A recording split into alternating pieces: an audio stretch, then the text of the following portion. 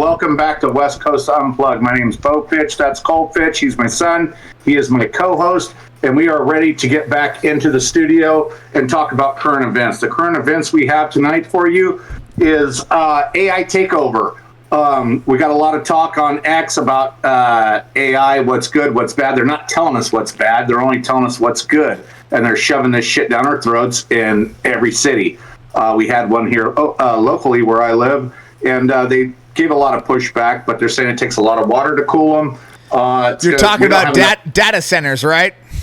Data centers, yes, that's right, for the AI, right? Yes. Sorry, I didn't say that. Thank you, Cole.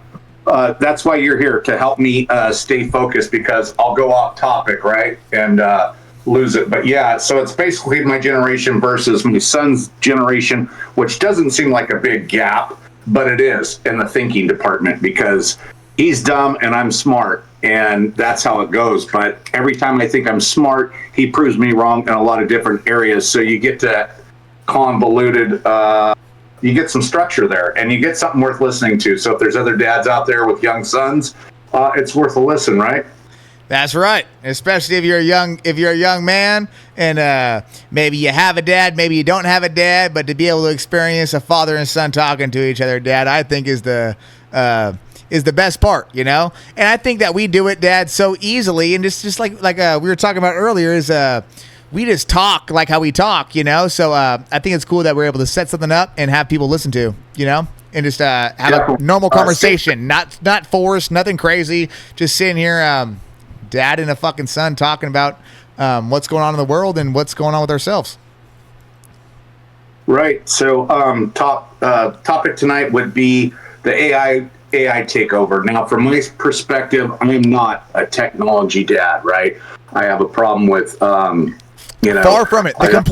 For the viewers, if you think of technology and you think of hardworking man or just Stone Age Fred Flintstone, you got my dad. He's Stone Age Fred Flintstone. He's come a little bit, but still have trouble setting up emails and stuff like that.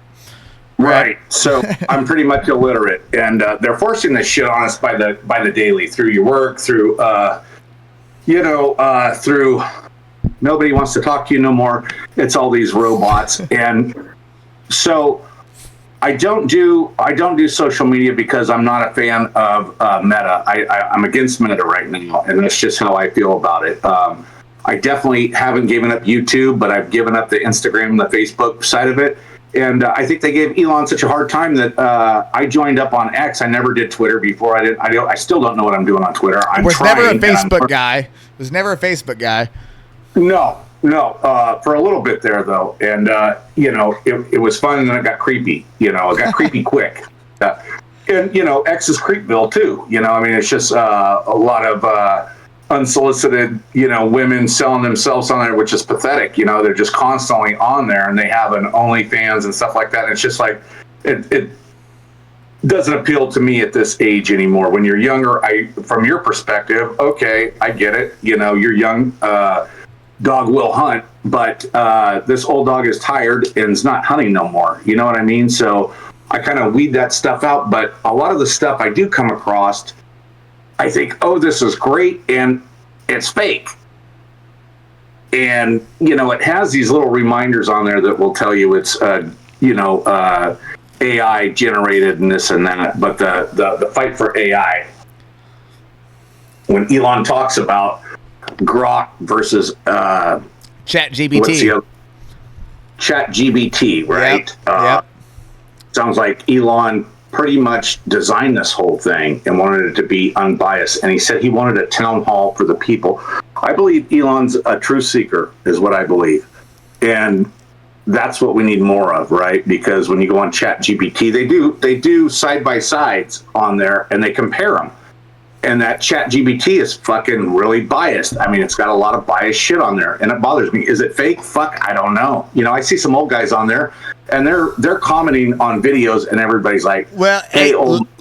Let me check in on this. It also comes down just to the basic sense of common sense, where if you're using ChatGPT as, let's say you're a kid inside your house and you ain't got no friends and you're talking to ChatGPT, that's when it could be a negative thing, where it's like this AI chat bot is talking to you like it's your friend, you know, in a sense, right? If I'm a grown man with my own decisions and my own consciousness, I could make or break out of the I'm like, half the time when I'm a Chat GPT user, it was they talk about it in the stock market, is that it's got such a hold. Chat GPT, in a sense, has such a hold on the public because it was the first to ever come out as a chat bot for AI, right? Where people are afraid to go to Grok, or people are afraid to go to this new one called Claude, because not that they're afraid, but because they know Chat GPT. It's like Apple, right? You're not going to go to. But they changed it, and it's for profit now. That's what Elon went to court for. That's what I was getting to before you interrupted me. They went to court for that because Elon wanted it free for everybody, and he helped design it. And when they split, who's the asshole that runs that other? You're talking about Open AI. That's what you're talking about. Yes, I know what you're talking about. He went his own route in OpenAI, and it seems like Elon's got a grudge against that guy. Elon's got a grudge against him because he lied to Elon and said no, it's going to be free. And then once Elon started Grok, he said, yeah, okay, well we're going to do it for profit. That's why they went to court for it, you know. And that's the underlying thing that a lot of people. That's not what the news broadcast shows up as, because I've heard what you're talking about, and that's a whole underlying thing within the space of. Not CEOs, but like you said, you think about your average guy, they don't know about that, Dad. You know what I'm saying? Your average guy just knows, Chat GPT. That's what the first person a dude not like you that's not tuned into political news and stuff. Right. They just know about Chat GPTs and you think about AI. Sure. The average person's thinking of Chat GPT. They're not thinking of Grok. They're not thinking of these other things. But like you said, that's why to tell people to ditch Chat GPT and go with Grok, because if you want the truth and you want it unbiased, then you need to do your research and go for it. I tell everybody. I tell you that. I tell Patrick that. I tell everybody. Well, it costs money. No, it don't. Well, once they started smashing Elon in his cars and shit, I'm like, hey man, I'm giving this guy the $7 a month. I don't care. I'm all in. Maybe it's 11. I don't know what it is, but you get that stupid blue check mark. I'm not really sure. I think that verifies that you're a real person. I'm not really sure. What does that mean, Cole? Talk to me. It used to be, back in the day, it used to be like, hey, if you're on Instagram and you have a check mark, you're like a legitimate figure in the world. You're like, okay, you're a celebrity, you're a musician, you're an artist, you're a political figure. Back in the day, it used to be like, hey, you're verified as someone that's worth following, in a sense, right? Broadly. I've heard the term, but I've never. Now you have to pay for the check mark, and it became a political thing with my generation. Like, I could get a check mark on my thing, and I'm verified. You're basically verifying your thing, but you're paying monthly. Someone's like, fuck that. Like, but doesn't out the bots and the fakes, right? I mean, maybe in a sense, but like, I mean, yes, I'm sure like a bot doesn't have a check mark, but like what I'm saying is like back when Instagram used to be Instagram and it was cool to be on Instagram, right. If you had a verified mark, it basically meant like you had a substantial amount of following and a substantial amount of pull from the world or the social media realm, you know. Now it's like anyone, if you could pay $10 and now you're verified, you know. Before you had to have a substantial amount of followers, so it kind of made you like more official almost.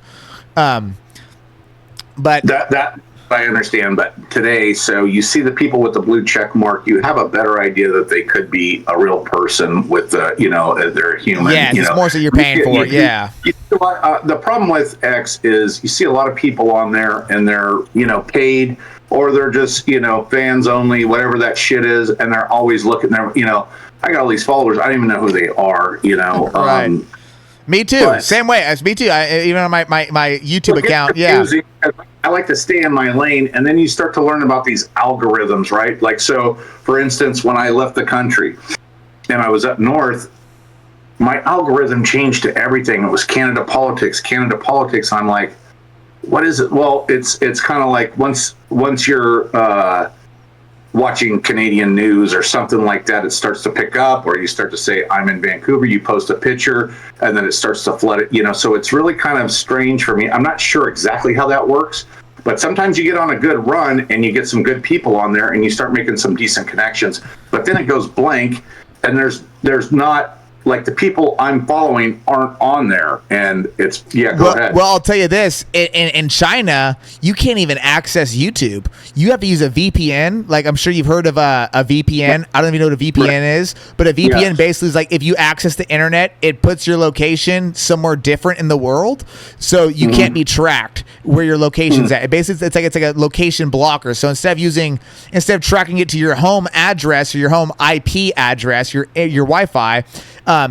It puts it somewhere else. So people in China, they don't have access to YouTube or Instagram and things, but they use a VPN to put their location somewhere else where they could access YouTube because Instagram and YouTube's not allowed in China. So if you go to these foreign places outside of the United States, you might be getting access to different parts of what's allowed in that state, you know? That's great. Well, it's pretty fucking. Excuse my language. It's really different. You think in the United States everything's the way it is in the United States, but it's not that way in China and other countries. So like I said, you went out of the country. You're experiencing different issues outside of the country. That might be what you're experiencing. Is that Canada might have blockers on certain things that you can't get in the United States, or you can't get in that country versus you can in the United States. You know what I'm saying? Just for the record, Canadian people are extremely rude, and I didn't have a great experience while I was up there. While we're on the topic, I don't know what their problem is. I think they got vaxxed. I think they were forced to vax, and they got hella boosters, and they're all zombied out. I mean, I'm telling you, it's like controlled government up there, and it was really strange. I mean, I couldn't, but every American I talked to said the same thing, and it's pretty wild. I always thought them to be friendly and great skin, great food, and I didn't see a lot of that. It looked like a lot of. Well, what about the food? Was the food any good up there? Was it like, oh wow, this is like Canadian food, or is it like, was it hamburgers and hot dogs? What was the food like? No, it's French food, and they do make that stuff, but like you go to get Mexican food, and it's like Indian food in a tortilla, and so it was a little strange. There's no Mexicans up there, so there's no Mexican food. There's no Mexicans. No. I didn't see too many of them. Any at all?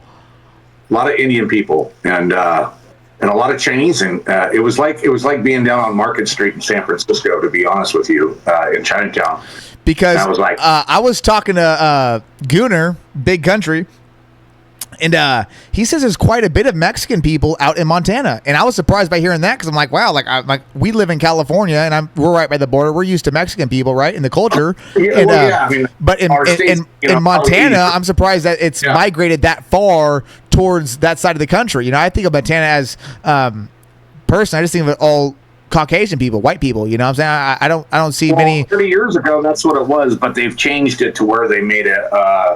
Pretty easy to gain citizenship there, and it's just it's a lot, and it wasn't what I was expecting, but I was really disappointed with the people. But they said at some hotels, if you don't greet people in French, they'll complain, and because they speak French up there, and which is cool, I guess. Whatever, they're trying to save their culture from being overran by mass immigration, just like they have the same problems up there as we do down here. But the biggest problem I had was when they shut down that trucker convoy and they seized all their bank accounts. That's some severe. I'm surprised that didn't cause a revolution then, but that was some years back, and anyways, that was just something I wanted to talk about, but. Even back on the concept, like what I want to say is though, Dad, like Chat GPT for the normal person is like buying an iPhone from Apple. Yeah, it's easy, it's accessible, and I understand where you're coming from. Is like X is like, Grok's got this is giving you the real spill on with using Grok, and I think you're right. You have to seek the truth, because that's what happens. They create so many of these that you don't know which one to choose one. I sign up for that. I'm usually that guy. But when you have your finger on the pulse, but what I'm saying is, though, Dad, is that ChatGPT was the first one to be public to the public. Right. So a lot of people don't know the difference. They think it's all the same thing. AI, ChatGPT, and like I'm saying. I have no problem using Grok. I've used Grok a little bit. I liked it, but I'm just comfortable using ChatGPT the same way I'm comfortable using an Apple iPhone. I know where the App Store is. I know where Safari's at. I know how to take a picture. That's the general concept. It's convenience, and they're walking us into a digital prison, and you're walking in with your eyes wide open and your arms wide open. You're just like, yes, take me, lock me up. This is super convenient. Give me convenience or give me death. You know, you got to do the research, and you have to stay with the truth seeker side. I believe in that wholeheartedly. And, you know, I don't care either way which one you do. You know, I mean, to be honest, you know, you can only isolate yourself. What I'm finding, Cole, is you can only isolate yourself so much in the digital world. You're stuck doing this shit. There's apps I don't want. There's access they have to my shit that I don't want, you know. Do I throw it all down and stay in the Stone Age? Or do I try to talk to you, come up to speed, and maybe get a little better understanding of it so I can choose wisely, right? And that's where I'm at in life, you know what I mean? Because California, fast-paced, right? You want convenience, right? I like an iPad, I like an Apple, you know, I'm never going to go to an Android just out of complacency. I'm the same way. Certain apps, you know, I'm complacent. I'm going to go to certain, you know, apps only because I know what to expect. Nothing changes. Like when you update X, they change it around. It drives me crazy. Facebook, they'll update it. Drives me crazy. I don't want that. It's the same. It's the same thing as a concept of like using for example, as a gun. Right. It's not the person behind. It's not the weapon. It's the person behind the gun. Right. You know what I'm saying? Absolutely. It's the person behind the gun. And especially with people your age and just even people my age too, in a sense, where it's like. It went from Instagram, it went from Facebook, it went from BlackBerry phones to iPhones, and then it went to social media, and now we have this new thing that's AI, and people don't know which direction to go into. It's so new, and it's AI, right? It's like, oh, you could ask this thing anything you want to ask it. But what do you use it for is what I think about, right? Yeah. I'm on ChatGPT. I use it for how could I manage my finances better? How could I manage my social media better if I want to go down that route? How do I make a better thumbnail for my YouTube video? What am I using it for, right? And I think that's where it gets mixed up about. It's like, hey, if you're using AI for whatever you're using it for, what are you really using it for? And I think that's where it's like, okay, Grok, ChatGPT, Claude, I think DeepSeek is another one. There's all these other AIs that you could use, but what are you really using it for? And for me, ChatGPT, I could use Grok for the same thing I use ChatGPT for, and it might be more deeper analysis on, let's say, example, where do I want to invest my money in the stock market?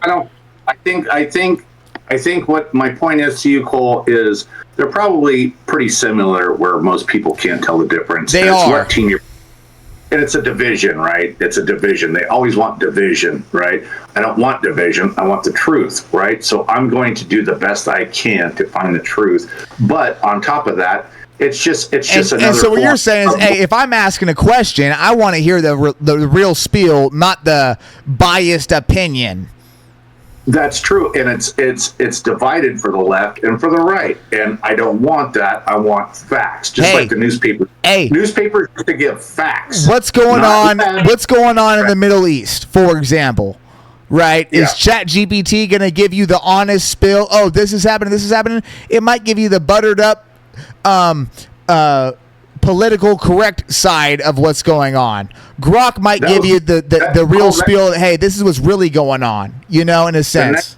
My next point to you is with the world and the turmoil that we're in, you know, let's find out, is Gavin Newsom guilty of, hiding money through his wife's NGO? I want to know the truth. I don't want to hear the local newspapers opinion on it because it's biased, because he's probably bought and paid for, or he's for that team, you know what I mean? So you get a lot of biased information out there, and it's so hard to push away the bullshit and get the truth. If I think I can find an app that was designed to be unbiased at 100, that's the one I'm going for. That's my yes, I think I hear what you're saying. Yes, I think it's more important, Cole, when it's political landscapes, right? Because that's such a sea of shit that no one can understand, whether it's right, left, no one cares. Yes. We just want the who's guilty, who's innocent. Let's get down to what's it, really going on. Hey, is ChatGPT right. going to give you the answer on what's going on?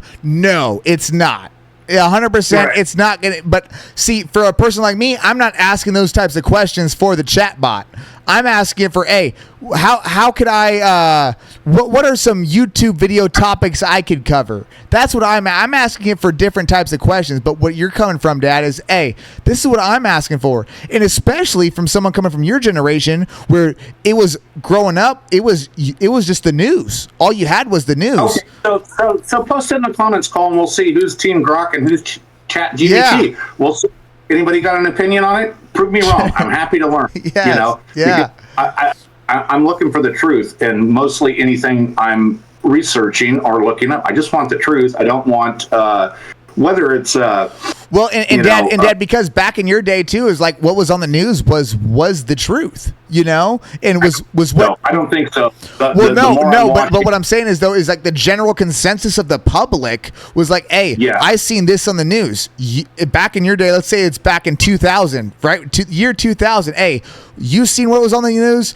I seen what was on the news. He seen what was on the news. We all see what's on the news. Now there's a mass implication of information where no one knows. Too fast. No one knows what's the information of, is this true? Is this legit? What is this? Especially for someone from your generation, you've seen all the bullshit, and now you're looking at, okay, now you're trying to decipher, okay, what's legit, what's not, what's this, what's that, you know, and it could be a lot for someone in my generation. Though it's like I have a hard time believing any of it. I just take it for a grain of salt and just keep going to work, you know? Yeah. No, it's because it's that insane. There's so much. And for me, it's normalized. For someone like you, though, it's just this radical thinking. It's like, whoa, like, this is insane. For me, it's like, I'm just used to it because that's just what we've been seeing since social media's been a thing.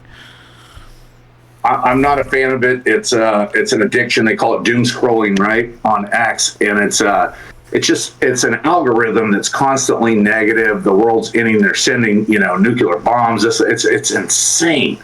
And, it's gotten to the point to where it's too much information too fast. So anything popular will be disregarded within 48 hours, and they're on to something new, right? They are. And it keeps you in a point of, they say, anxiousness, and stuff like that. So, my idea of it is to take the good, discard what I'm not into and not take it serious, right? But sometimes you get caught up in it. But well, when your algorithm's force feeding it on you, it's like, dude, even me, it's like shit, it's like I have to remove myself from it because it's like it just clogs up too much of my mental space where I feel like I can't. Sure. I'm going to work and I got this big cloud hanging over me. What am I going to do in 20 years? What am I going to do in 30 years? This is what they're talking about. And for someone your generation too, it's like, hey, you probably think of the same thing. And well, I thought it was just our state. For a long time, our state was in disarray so bad that it was going to be either too hard to correct or just wasn't going to happen. But now you look a little further past California and you see it's a worldwide epidemic. It's across the United States. It's in Canada. My point to you, Cole, is when I was in Canada, they are bitching about the exact same shit we are down here. High taxes, no new infrastructure, all this shit. Where's all this money going to? They're just tanking us as a working man, right? And people are getting fed up with this shit, and they're bringing people in willy-nilly to maybe suck off the system versus be a part of the system. And that I think people honestly want change and want to. The American dream is dead. You can't buy a home, at 25, 28 years old. It's almost impossible with two professional careers. And people are getting to the point to where they're not even interested in buying a home because they don't want the responsibility of owning a home. So Dad, go down the path of telling people about what it was like back when you were 25 and you were a young man as a 25-year-old and what it was like for you back in the day, so people my age have an understanding of, hey, it used to be this way, and now people my age, it's like, hey, it's not this way anymore, and it doesn't look like it's going to go back to what it used to be. And so what was it like just being a young man, maybe a young father, or before kids? What was it like before AI and even before technology, before the .com boom and everything like that? What was life like before technology? It was wonderful, but it was extremely hands-on. You talked to your neighbors. Your neighbors came over and helped you. I bought this house when I was 27, I think, Cole, and two small kids. It's one income, and when mom stays at home, there's a sacrifice that you have to give up, and it's detrimental. It's hard. You really have to make that conscious decision. Am I going to drop my child off at maybe an acquaintance? It's not a stranger. It's an acquaintance. A neighbor you've met. What's going to happen? It's drama. It's just, if you're lucky, maybe it's a family friend, but rarely. It doesn't matter. It's a mess. I don't recommend it.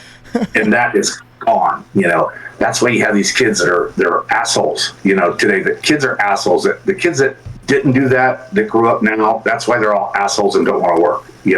It's because they didn't stay around at the home long enough and be taught by their own mother. And I don't mean that in a huge statement, but it is part of the problem. Because even back in your day, Dad, there was kids when you were growing up back in the 70s and 80s where kids did that too, and you could even see the defects or the differences back in that day, but it was a little bit different, it seemed. Back when they call it key latch kid, and they tied a key around your neck, and you walked home from school or rode your bike, and you let yourself in, and you waited for mom to get home if she didn't have a job. Usually mom was always home, and you still did that, but most everybody, mom had a part-time job for whatever reason, and it was usually at the school, at the hospital, at the library. It was civic duties. Moms always had a civic duty, and it was a wonderful thing because they were kind, they had kids, and a part of the community. They were part of the community, but they were also mothers, and being a mother in the community was like being a third-degree black belt. They knew shit. They knew a lot. Yes. You may know how to frame a house, but they knew how to navigate trouble. It wasn't about how much money the mom was making. It was about how much the mom knew how to navigate the kids. It was just a different time and different thinking, and that's the way it was. And slowly it became less breastfeeding, more drop-offs, more daycare centers. Daycare centers became more. Moms started getting offered, high-paying jobs. Hey, we could upgrade to a bigger house, or we could upgrade to a better neighborhood. That sounds appeasing, but the weight and the suffering comes later. The suffering comes later when your kids are acting out like the little asshole at the daycare center. They pick that shit up there, Yes. Stuff like that. So I was fortunate enough to work myself to death, and mom did a little bit of daycare and worked at the school and stuff like that, but it was always surrounded with you guys involved. So you guys were never far from the nest, or your mom, and that always proved to be great because you guys grew up well-rounded with a great attitude. You guys weren't bratty asshole kids, and it just paid off huge. Yes. But time went on. Prices rise, two incomes. Now it's two professional incomes can afford a home. I was able to afford a home on one professional income, and with scraping everything we had, and so that chip, which isn't that long ago, you're talking 25 years ago. It's not. It's really not. It seems like just yesterday, honestly. But I was a kid, but I experienced it as a kid. But it really doesn't seem that long ago at all. Right. So 25 years ago, Dad was able to take a good, hardworking, blue-collar job, get in a union, make a wage, get vacation, create a pension, and, kind of make it. You went to work. Dad went to work. Mom took care of the kids. Now, in my generation, dude, it seems like that's not even I talk to a lot of people, but just people my age, that's not on. I'm 25 and I'm thinking I need to get financially well off to even have a family, because that's what I would like my wife or my significant other. Here's what happened. And that's a good point, Cole, that you bring up, is because women now genetically say, I got to get my college degree done. I have to get established at a career, and then I have to have kids. So then by the time 35 rolls around, if they have hooked a decent dude to live that dream, well, then they can do it. But a lot of times, these guys are already blown out, found somebody, got a couple of kids, got a big mess going on, child support and this and that. So the picking of the litter gets extremely small. Yes. And women watching and looking, and they're saying, no, not that. No, I don't want that. That's a headache. That's a headache.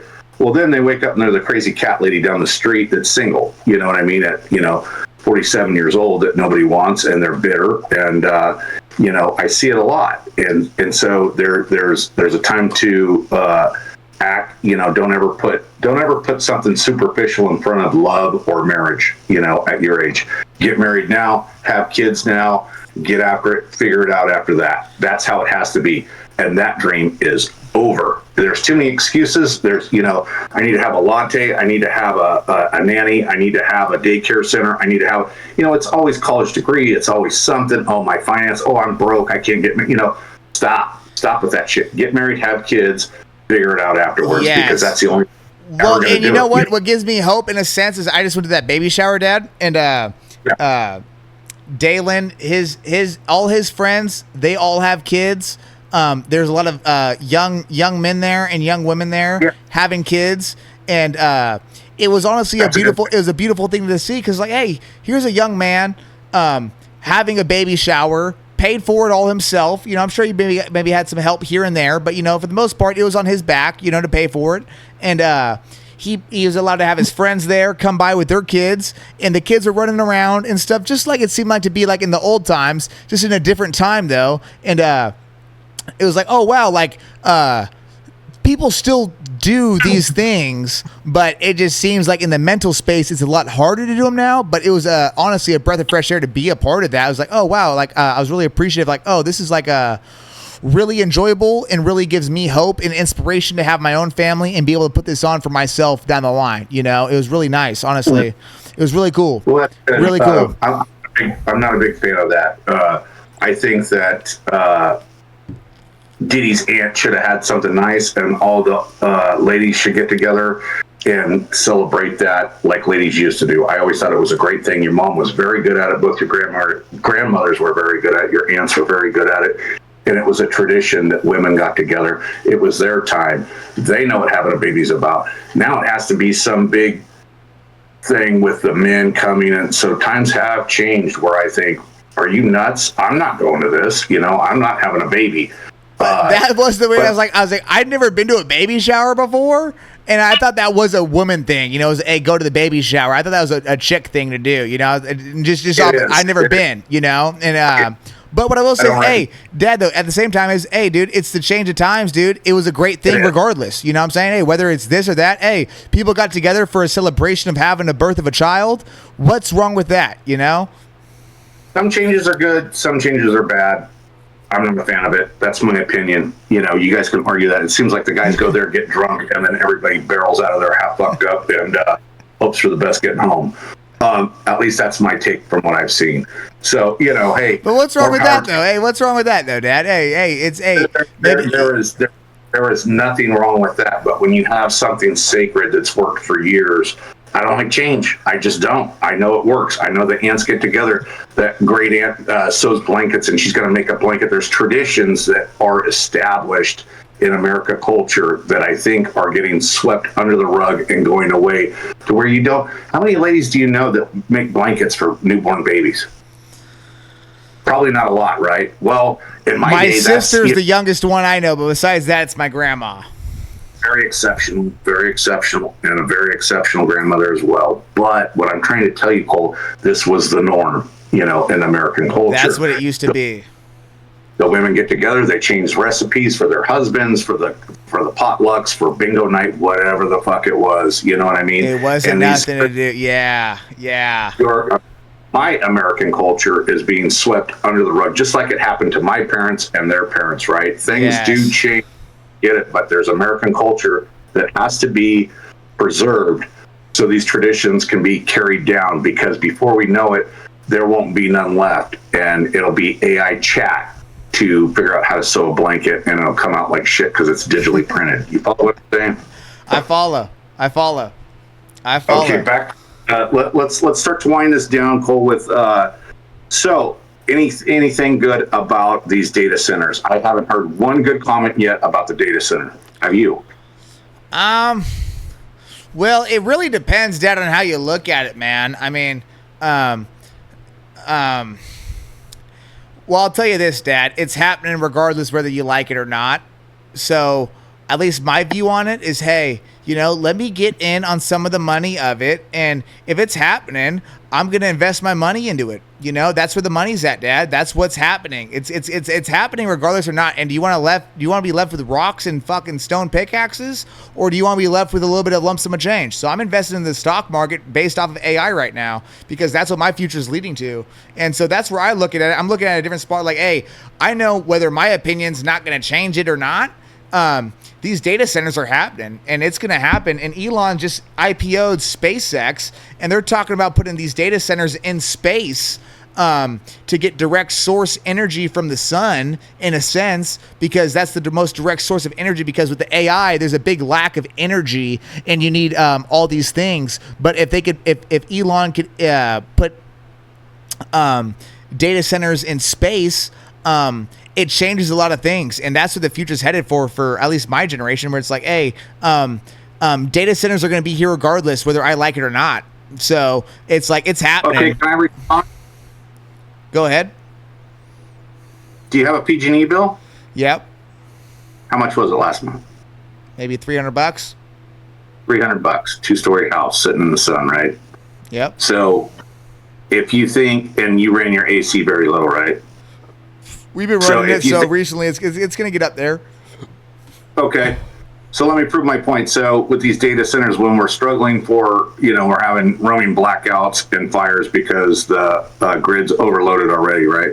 All these PG&E lines are blowing up, right? These transformers, they're blowing up, and they're causing these fires and high wind situation from the wind, from the trees, all this shit. They're not maintaining the infrastructure that we have now.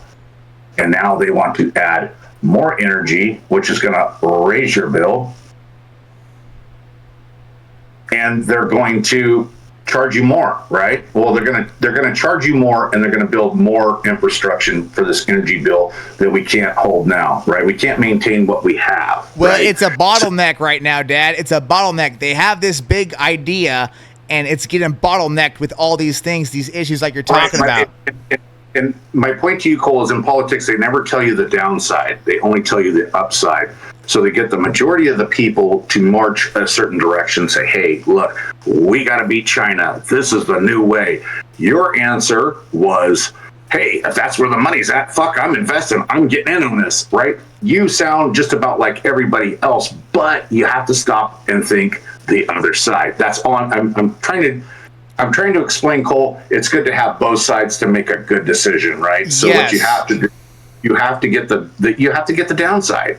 How much water is it going to take? We're in a drought. We're constantly in a drought. I mean, they're putting them in Utah. It's a fucking drought state.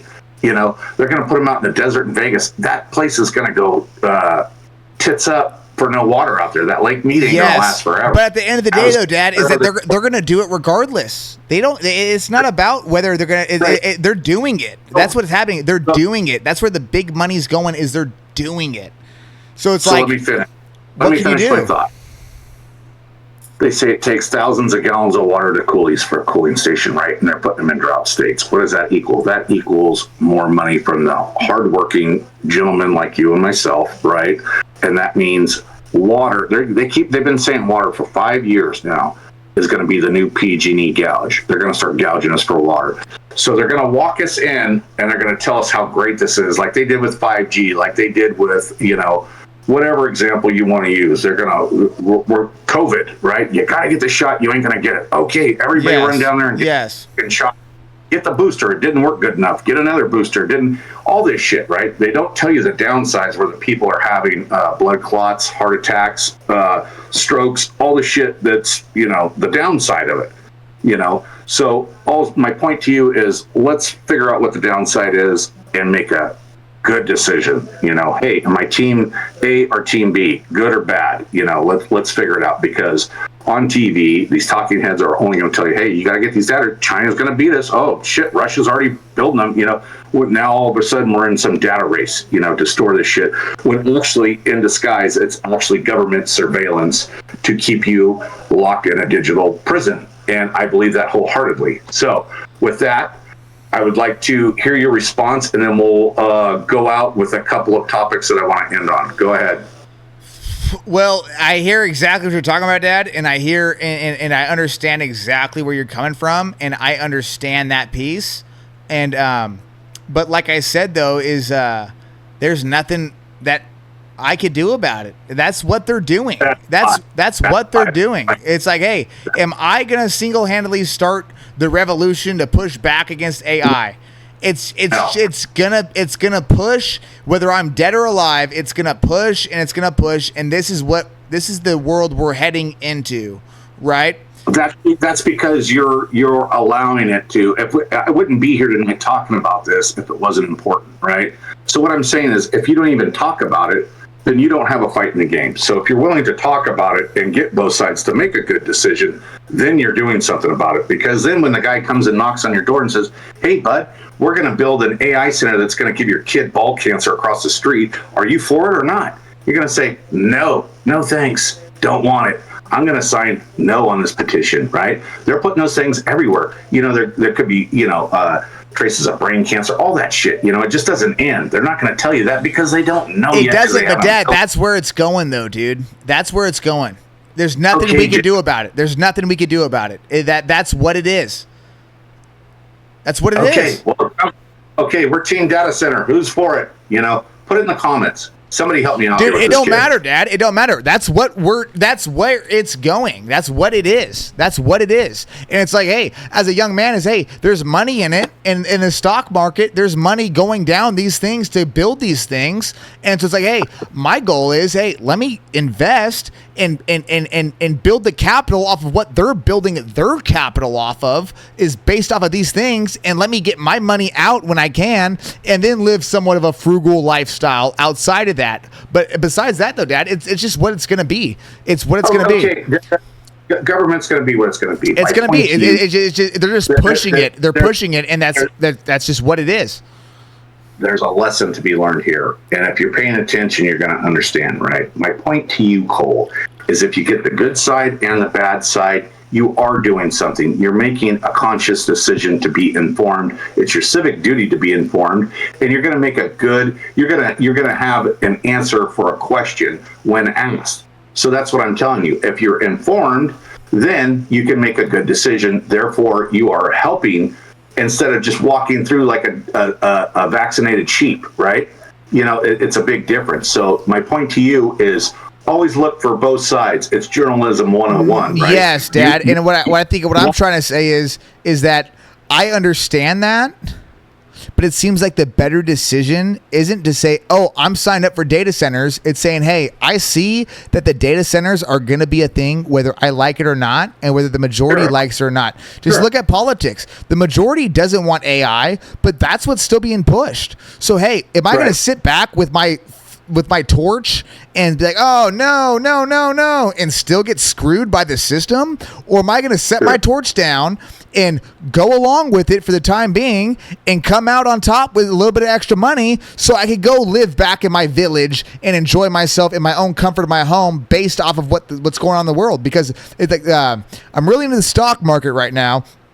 And all the money is going towards AI. It's an AI boom, and it's not here yet, but it's happening in the next 5 to 10 years. And if you don't invest, you're going to be left behind. And so my goal is, hey, I'm not trying to be a part of this society of AI data centers, but at the same time this is where the money's going, and this is where you could make some money by investing your dollar and having your dollar work for yourself, which your generation didn't have access to, because I have access to information that says, hey, this is where the money's going. You invest now, 5 years, you could make 5x, 10x your money off of what's going on now. And then I could go live comfortably in my own home with a job and do these things. But in today's time, you can't even buy a house. If you just work a job and saying, oh, this is messed up, you're just going to be messed up your whole life. That's what it is. There's no other out. Okay. There's no out, dude.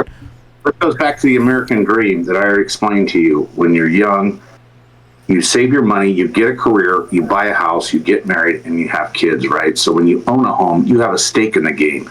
If you're a renter, see, that's why people are investing. They rent. They don't care. They're making themselves comfortable. They're not getting uncomfortable. You need to procreate, get married, and own a home. And I'm not saying in that order. I'm saying that should be the majority goal at this point in life, because kids are getting away from, they don't want the headache. They don't think marriage is important. Divorce is really high, all these things. So I'm talking about the American culture is dissipating before our eyes. And it's because of that type of thinking that you just said, Cole, that I'm going to invest in money. I'm going to have money. I can't afford to buy a house. So I'm going to get, it's like, hold on a minute. Maybe if you reverse your thinking and look at it from a different perspective, which could be mine or somebody else's, I don't know. But what I'm trying to tell you is, if you start there and then that data center gets built across the street from you, then you got a stake in the game. Then you might not want it. Then you might you could still invest in it. But hey, let's figure out a safe place that's far away, that's not going to send these megawatts through my kid's brain. You know what I'm saying? And Dad, I agree, and that's what I want. That's what I want. I want that, Dad. I want the true, honest American dream, dude. Sure. But from what the cards that are being dealt each day, it's just not that is gone. That is going away. That is. It's not. It's still obtainable though. It's still obtainable, but it's. Tell yourself it is gone. You're already telling your mind it's gone, so it's gone. But it's still obtainable. So maybe start trying to rewire your thinking into saying, "Hey, I can do this. I can do this." And then we'll see. You know what I'm saying? So just because your mind tells you something doesn't make it always true. That's that is true, because also news gets pushed down and things. But what I will say are these things are happening with billion-dollar companies. Google's investing. Google just raised $85 billion, and they're ready to invest into these big companies are investing into this machine where it's going to be affected by the mass public. People like me and you, we don't want to be affected by those things. We're trying to do it the honest living way. And yes, there is a route for that. But at the same time, if I spend 10% of my income investing into certain things that are going to be a thing in the future, whether I like it or not, why not take a little bit of profit off the top? Because whether my dollar's not moving the stock market, nothing at all. And hey, let me get into a position where, okay, this is where it's going. I see this is where it's going. Let me take a little bit of my money, put it in there, let it ride. Take that once in 5 to 10 years. I can't buy a house. Like you were saying, people can't buy houses off of dual professional incomes. You said that. That's happening in this day. Okay, well, if I put 10% of my income in 5 to 10 years, that might allow me to buy a house. Because if I don't do that, I won't be able to buy a house. There's not many options, Dad, from people my age. I don't see a problem in that, but I also don't see people trying hard enough to achieve it. And I think the more people are giving into it and saying, "Oh, this is it." Okay, I see where you're coming from. Hey, people are like, "Oh, well, this is it." Well, okay, I guess I'll rely on this and that, and I don't agree with that. But I'm going to let the government tell me how to think and what to do. And that's not cool. That's not cool. And a lot of these people that invest in the stock market, Dad, are free thinkers, and we're trying to buy back our freedom because our freedom's taken away from us in this capitalistic society. But what runs the society and the economy is the stock market, and that's where all the money's at, is in AI, right? We're not AI supporters. But hey, if I'm trying to think of an analogy, but like if you cast a line and the fish is biting and you're catching 2 feet trout, 24-inch trout, and you're trying to eat and you're throwing this line out and it's catching big bass, Why you're stupid not to throw your line out there and catch a bass. You know what I'm saying? And feed your family with that bass. But it's a part of it, Dad. That's what I'm saying is like, dude, like there's not much hope. And I think that's the thing that gets lost is that there's not much hope for kids my age. And that's the general consensus for kids my age, Dad. Back when you were a kid, hey, okay, this guy got a CDL. He went driving trucks. He made a living for his family. Oh, this guy got a job in the union. He made a living for his family. Nowadays, hey, this guy's got a job in the union, but he's living at home with his parents and he's trying to save up money for a house. And even then, he's still got a 10% interest rate on his house. That's $700,000 that you're going to be paying off for the next 30 years. But hey, if you put some of that money in the stock market, you could the U.S. is ran off the stock market, and especially with the president we have with Trump, he talks about the stock market, and he's an investor himself, and the stock market's booming. So it's like there's certain things, though, Dad, it's like it's going to happen regardless. And that's how not only me, but how people my age look at the world is, we all know that it's fucked. And excuse my language, but we all know that we don't have the American dream's gone, dude. It's gone. It's not what it used to be, Dad. It's not what it used to be. It's not. And yes, you can work hard. I understand. But what I'm saying is they got the stock market's rigged. It's not, Dad. And I'm talking, Dad, I'm talking 30 years from now. When you were 25, I'm 25. 30 years from now, what's it going to be? Think about what it's now. Think about 30 years from now, what's it going to be? Your fridge is going to order you beer when you're low on beer. You could have it auto-paid for beer. Technology's moved so fast in the last 15 years, we can't manage it. We have no idea. They said I think it was Google, they said on the radio that they took 2,000 people, put them on AI computers, had them come in, clock in every day, what they look like, how they talk, how they responded, got their reviews, and they took the top, 500 people with the best reviews. They laid off all 2,000 and gave the jobs to ChatGPT. They used their minds to program their computers and then fired them. So it's a rigged game out there. I understand that, Cole. What I'm trying to say is maybe if we take a step back, maybe if we slow it down a little bit, maybe then we have a fighting chance to preserve the American dream, is my point. It's not so much that I don't believe in the stock market. A lot of it's short selling. You see Congress, they have Congress. Yes, and Dad, let me cut you off. That's a great way of thinking, and you're coming from a place of purity, in a place of honesty, in a place of, hey, this is how it should be. Where we're going isn't working. We need to change where we're going. And I completely agree with everything you're saying. But when you have social media and political people in place and they say, oh, we're going to end the war in Iran, and now it's not ended, and you have all these things of these promises and these things that they're going to happen, my generation doesn't believe any of the news. Just like I told you, dude, we don't buy into none of this shit. We don't buy into none of it. We don't buy into any of the stories, the political narratives, any of it. Right. We don't buy into any of it, dude. We're smart, dude. We grew up with the technology. We see it's only going to keep growing. And it's at a point now where it's like, okay, like, oh yeah, let's save the American dream. That would be great. But like the way we see it is, it's not going to happen.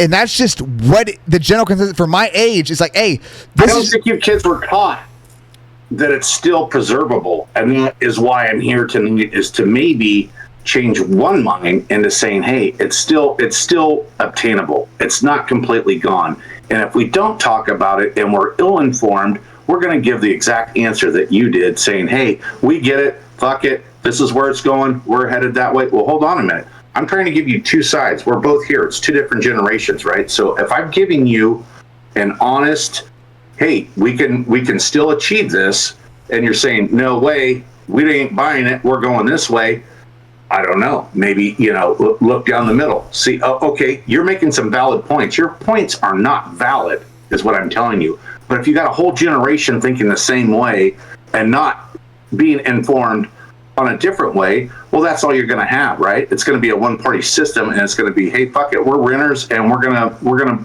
bet our money on the stock market. Hope it doesn't crash. Hope somebody doesn't bomb it out. Hopefully we don't have a Great Depression to where all that money is gone.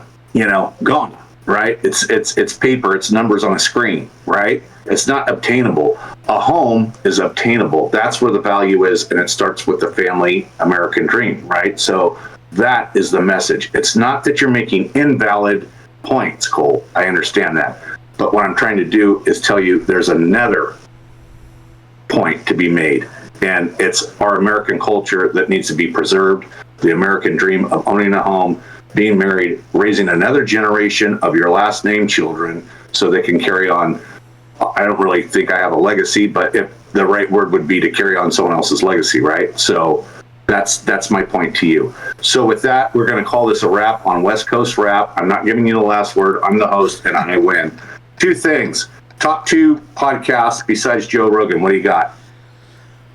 What I've been listening to recently, or just give me top 2. I was very clear. Top 2. Okay, I'm gonna go with number 1. I'm gonna go with Nightcap. That's with Shannon Sharp. Used to play tight end for the Denver Broncos. I don't know if you remember his name, Dad. I don't remember Shannon Sharp, but Shannon Sharp, Nightcap. They got Shannon, Chad Ochocinco, and ISO Joe Johnson.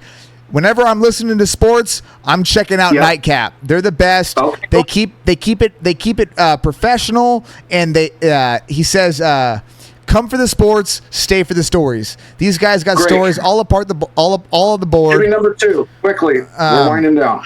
Number 2, I'm gonna go with the Iced Coffee Hour. It's 2 young dudes, 2 white dudes, and they talk about the stock market. They talk about anything to do with finances. These guys talk about, and it's a great podcast for people my age because they talk about the same things we talk about. Hey, what's the stock market doing? What's it like for young investors? If you were 20 years old, what would you do with your money? And they bring on good guests and they ask good questions and they chop up the interview with all the good details. So I'm gonna go with Nightcap and the Iced Coffee Hour, and those are okay, great. If you're out. Look them up if you're looking for sports or market advice. I'm going to go anything with besides Joe Rogan, which we all like Joe. It's no dig at him, but that's the most popular one. Him and Sean Ryan are neck and neck, and they're always in the algorithm, so it's not really fair to pick those 2, right? So I'm going to go with Danny Jones. I like Danny Jones. I think he was part of Concrete before, and he does, off-the-wall shit, cult, NASA, science, Aztecs. It's pretty interesting stuff. I found that I didn't give him much of a chance, but he's gotten kind of popular, so I'm going with Danny Jones. Is it just Danny Jones Podcast, or does he have a name for his podcast? Danny Jones Podcast? Yeah, I think he broke out on his own, and it's a little bit of tinfoil hat shit in there, but he's well-read. He's extremely sharp, knows a lot about a lot of things, and he can hold his own up against a strange guest with a lot of information. He's not lost in it. He's not being taught. He's engaging. So it's pretty good to watch him work. They are kind of long. And then my number 1's always Tucker. So I go with Tucker. He keeps me current, and he's honest, and he's upfront, and he calls balls and strikes. It's American journalism. He admits when he's wrong. So I like that. I'm a truth seeker, and that's what I got. So for everybody at home, leave a comment, whatever. Don't sponsor us. We don't want sponsors. We just want to bring awareness and keep people well informed. So with that, this is part 1 of West Coast Unplugged, and me and Cole Daniel are signing off. All right. Thank you for watching. And Jambo might not be a fan of it, but if you guys enjoyed the video, leave a like. Subscribe if you want to see more of me and Bo Daniel doing our thing, kicking back, enjoying each other, and share it to a friend. If you got a family member that you think would enjoy this podcast, or you got a friend that thinks they need to hear this, send a share request, and then also comment down below if are you Grok or are you Chat GPT? Let us know. Grok, Chat GPT, where are you at on the truth spectrum of all the things, and let us know. You're long-winded. All right.